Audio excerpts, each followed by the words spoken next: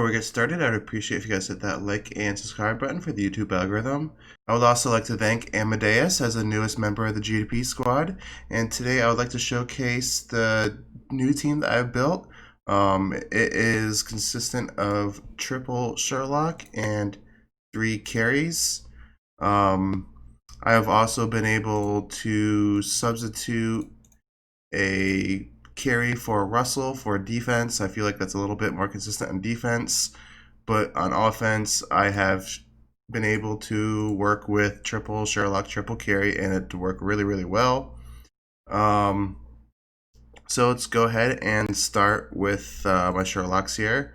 I have a full mage Sherlock here with a speed crit stone. I'd probably want to run a speed HP here or a speed attack. I got a glittery Rui Scepter for this Sherlock. And I have speed enables with lethal fight back and purify. On this one, I have a full mage set with speed HP, a radiant candy bar with speed enables. I have shelter on this one, and I also have resilience on this one. I have found that you can run either purify or resilience just to make sure that your Sherlock gets above its 30% so it can do its HP swap. Where is the HP swap? It is this one here. Every time when Sherlock's HP is below 30%, you'll consume 2 layers of volcanic blade to exchange self HP with an enemy. So this essentially means that he will swap his HP once he goes below 30%, meaning he has to be above 30% with the highest HP hero on the field. This ignores damage reduce, it ignores the crown. It is just pretty much straight damage, true damage. It's like probably one of the only true damages left in the game. Yeah, so you can go Purify here or Resilience. I've run Resilience on this one just to push them over that 30% sometimes, because a lot of times this Sherlock is my last one alive. For my last Sherlock, I have a 2-2 split here with a crown, and this stone I am eventually getting up. I was running a blue stone for a while, and it's working just fine. But once again, I got HP enables on this one and resilience just to push him over that 30% when he gets low so he can HP swap once again. For my carries here, for my first carry, I am running a Rui Scepter. I found an A and B also works really well. I just want this carry to be the fastest on the field. And I got speed attack, ranger gear, typical carry setup here. Same with this one. This one's got A and B, same exact gear setup. Once again, another typical speed carry setup. And then my last carry, I can either run a Demon Bell carry, or sometimes I like to run a Glittery Antlers cane carry.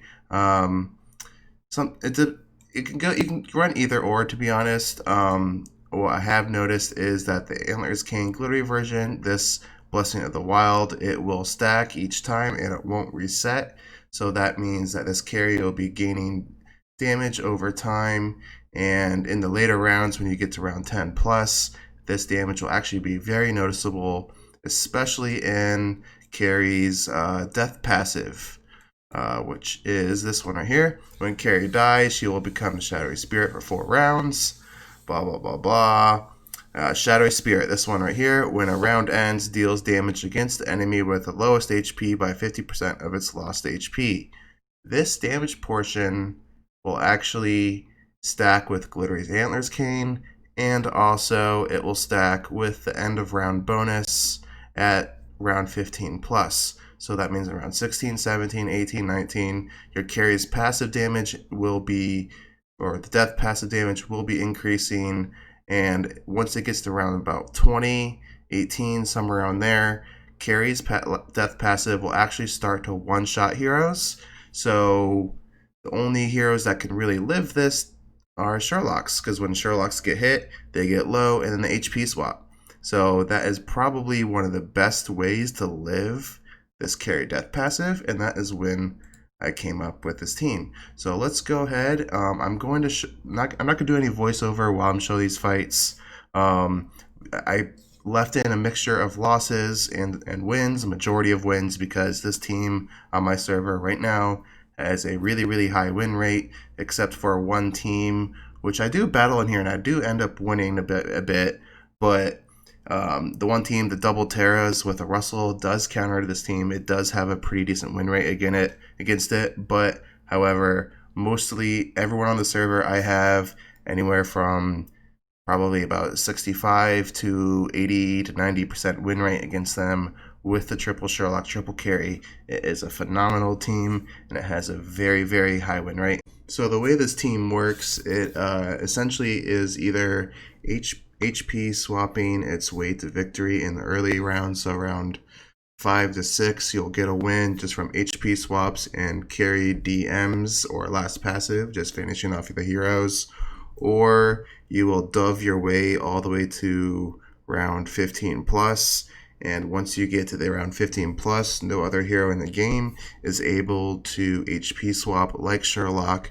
So all the other heroes tend to die, while Sherlock tends to not die. So at that point, you are just basically waiting until your carries either kill off the rest of the team with DMs or her last passive, which scales up a lot of damage, and it becomes a waiting game until who becomes the last one alive, and it is usually the Sherlocks, and the more Sherlocks you have, the better.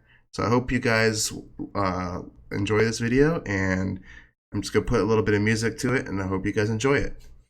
See you guys in the next one.